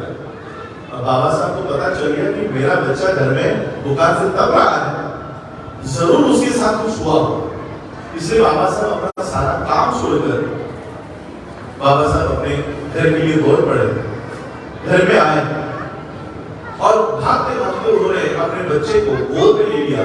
गोद में लेकर जैसे एक बाप अपने बच्चे को सहलाता है, प्यार करता है, जैसे बाबा साहब उस बच्चे को प्यार करने लगे। और फिर बाबा साहब को पता चला कि बच्चा तो कब का बन चुका है, ये बच्चा तो कब का बन चुका है। तो बाबा साहब इतना फूट फूट कर रो रहे थे, दीवार पर सर पटक पटक कर रो रहे थे। सभी जो कार्यकर्ता बाबा साहब के थे वो बाबा साहब को शांत कर रहे थे। बाबा साहब शांत हो गए। शांत होने के बाद बाबा साहब के बचपन के दोस्त ने कहा कि बाबा साहब अब बहुत देर हो गई है, बच्चे को दफनाने के लिए लेकर जाना है और उस विधि के लिए बाप के पैसे से कफन लाना होता है। वो कफन लाने के लिए पैसे, बाबा साहब ने जेब देखी, जेब में पैसे दिए। बाबा साहब जो शांत हो गए थे फिर से फूट फूट कर रोने लगे। बगल में माता रमाई उनकी पत्नी खड़ी थी। माता रमाई को पता चल गया कि बाबा साहब के जेब में कफन लाने के पैसे नहीं। माता रमाई ने बदन पर की साड़ी फाड़ी और उस बच्चे को उस साड़ी में लपेट कर बिना कफन के उसको दफन कर दिया। ये बात बाबा साहब को संविधान देने के बाद याद आ गई, इसलिए बाबा साहब रो रहे थे। तो बाबा साहब ने रत्तू से कहा कि रत्तू आज मुझे मेरे बेटे की याद आ गई, मेरा बेटा राजरतन जब वो इस दुनिया से विदा हो रहा था तब उसके शरीर पर मैं कफन तक डाल नहीं सका, मैं उसके शरीर पर कफन तक डाल नहीं सका। लेकिन रत्तू, मैंने आज भारत का संविधान तैयार करके एक ऐसी व्यवस्था का निर्माण किया है, एक ऐसे समाज का निर्माण किया है, एक ऐसी व्यवस्था मैंने भारत के लोगों को दे दी है कि मेरा आने वाला हर एक राजरतन ये सूट बूट टाई कोट में पैदा होगा, ऐसी व्यवस्था मैंने भारत को तैयार करके दी। बाबा साहब अम्बेडकर जी ने 395 आर्टिकल की कोई किताब तैयार नहीं की। बाबा साहब ने हमारे बच्चों की सूट बूट टाई कोट वाली व्यवस्था तैयार की है। और ये आज की जो धार्मिक सिस्टम की पार्टियां हैं, ये संविधान को नहीं हटाना चाहती, वो हमारे सूट बूट टाई कोट की व्यवस्था हटाना चाहती है। और इस लड़ाई में हमें इकट्ठा होकर लड़ना होगा। बस आज मैं इतनी ही बात आप लोगों के सामने करना चाहूंगा। मैं यही उम्मीद करता हूं, आशा करता हूं कि आप लोगों का भी साथ मुझे इस लड़ाई में मिले। हम लोगों को इकट्ठा होकर ये लड़ाई लड़नी होगी।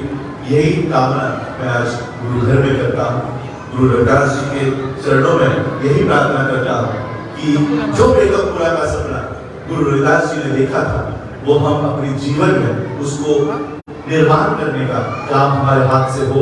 यही प्रार्थना, यही मैं प्रार्थना गुरु रविदास जी के चरणों में करता हूँ। आज आप लोगों ने मुझे इतना प्यार दिया, इतना सम्मान दिया। भारत के लोग जब इसे देखेंगे, मेरे लाइव फेसबुक लाइव से ही चल रहा है, वो भी प्राउड फील करेंगे कि इटली जैसे देश में बाबा साहब का इतना सम्मान होता है, बाबा साहब की जयंती हुई, सबको सम्मान प्राउड फील होगा। मैं आप लोगों का बहुत बहुत आभार व्यक्त करता हूँ कि आप लोगों ने मुझे सुना, आप लोगों ने मुझे वक्त दिया, सबका आभार।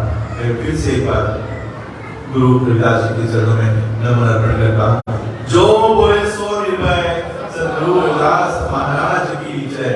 जय गुरुदेव, धन गुरुदेव, जय भीम, जय भारत, नमो बुद्धाय।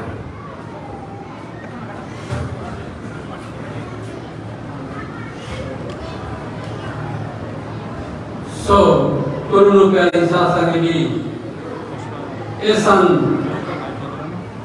राजरतन डॉक्टर अम्बेडकर जी, जो कि महान शख्सियत साढ़े पास अजय के तौर पर इंडिया तो पहुंचे सन, जिन्होंने आप जी को विस्तार साहब बाबा साहब के जीवन बारे उन्होंने विष्णु बारे जाना पाया। सो मैं आस करता हाँ कि आप सारे ने जो सानू इन्हें अपने विचार दसे, आप इन्हों तो कुछ सीख के अपने घर लेके जाना है, इससे अमल भी करना है कि सानू की कुछ करना चाहिए है। किन्ह चीज़ों तो जो कहना वहमा भरमा तो ऊपर उठने लिए जो इन्हें मिशन शुरू किया है, सानू इन्हों का पूरा पूरा साथ देना चाहिए है। सो असी दिल दी गहराइयां तो इन्हों का धन्यवाद करते हाँ, जिन्होंने अपना कीमती समय करके अज खास करके श्री गुरु रविदास टेंपल विजयसा विखे पहुंचे हैं। सो ये मान श्री गुरु रविदास टेंपल विजयसा हासिल होया है। सो संगत नूं बहुत बहुत इस गल की बधाई है कि जो ये सेवा है साढ़े हिस्से आई है। सो बहुत बहुत धन्यवाद आईया हुई संगतां दा, बहुत बहुत धन्यवाद जो दूरों दूरों बसा लैके गड्डियां लैके गुरुद्वारा पहुंचे। सो मैं ज्यादा समय नहीं लूंगा, हुण मैं बेनती करा जो बाहरों कमेटियां आईयां हन उन्होंने प्रधान साहिबां कि वो स्टेज ते आ जाण। आपां सारियां श्री गुरु रविदास भावां जो इटली दी हन आपां सारियां वालों उन्हां दा सन्मान करना है। सो मैं कले कले का नाम नहीं लवांगा, इस करके मैं सारियां दे चरणों विच बेनती करता हाँ कि जिन्नियां सेवावां दे प्रधान साहब साढ़े गुरु घर पहुंचे हैं वो स्टेज पे जल्दी से जल्दी आ जाओ। जो प्रोग्राम है वो इसे तरह ही चली जाएगा। आपां जो साढ़े पास बुलाए आए हैं आपां उन्हां दे विचार भी सुनने हैं। सो छेती तो छेती जिन्नियां सभावां दे प्रधान साहब हैं तभी जिथों भी जिथों आए चल के आए हैं उस स्टेज पे आ जाए।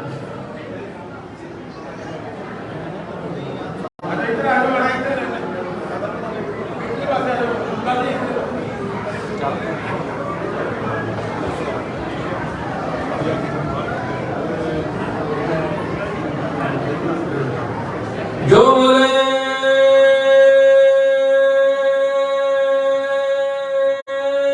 सो निरभय,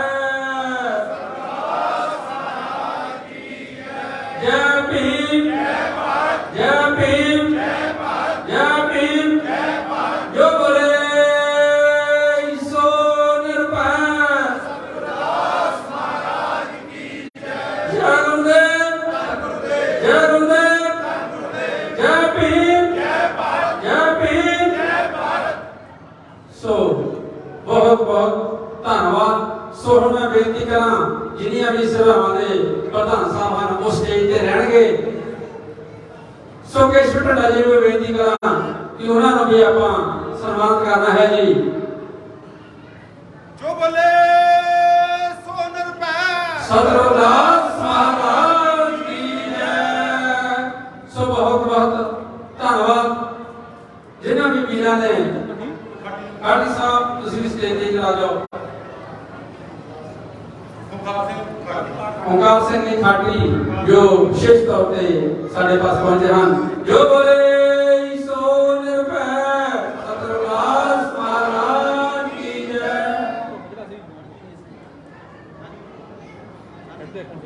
सो हुण सारे प्रधान साहब नूं बेनती है कि इसे तरह ही स्टेज ते खड़े रहो। जो बोले सो निरभय, सतगुरु रविदास महाराज की जय। सो हुण नागरिकां नूं बेनकर जी सारिਆਂ ਨੂੰ ਸਰੋਪਾ ਪਾਉਣਗੇ।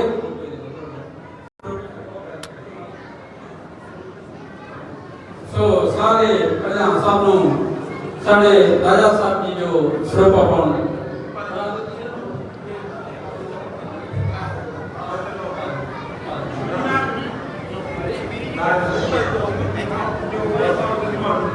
ਤੁਸੀਂ ਨਾਮ ਬੋਲ ਦਿਓ ਇੱਕ ਵਾਰੀ, ਨਾਮ ਬੋਲ ਦਿਓ। जो बोले सो निरभय, सतगुरु रविदास महाराज की जय। जो बोले सो निरभय, सतगुरु रविदास महाराज की जय। जो बोले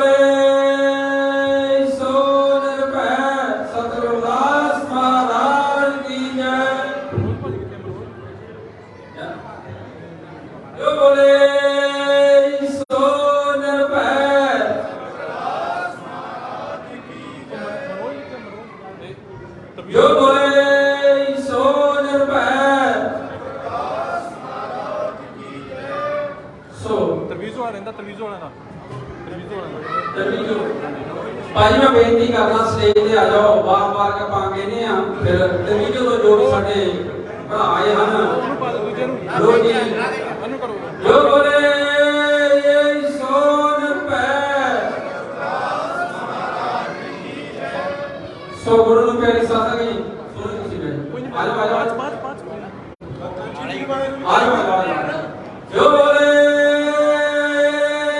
ਸੋਨ ਪੈ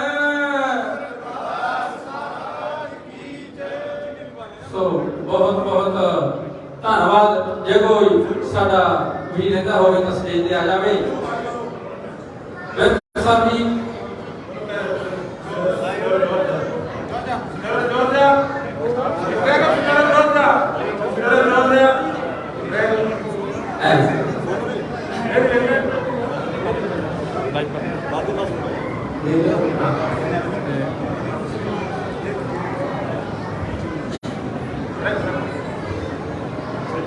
ਜੋ ਬੋਲੇ ਸੋ ਨਿਰਭੈ ਸਤਿਗੁਰੂ ਦਾਸ ਮਹਾਰਾਜ ਕੀ ਜੈ।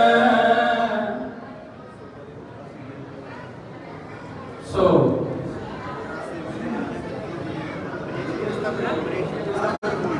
ਉਹਨਾਂ ਨੂੰ ਪਿਆਰੀ ਸਾਧ ਸੰਗਤ ਜੀ ਅਸੀਂ ਬਹੁਤ ਬਹੁਤ ਧੰਨਵਾਦ ਕਰਦੇ ਹਾਂ। ਸੋ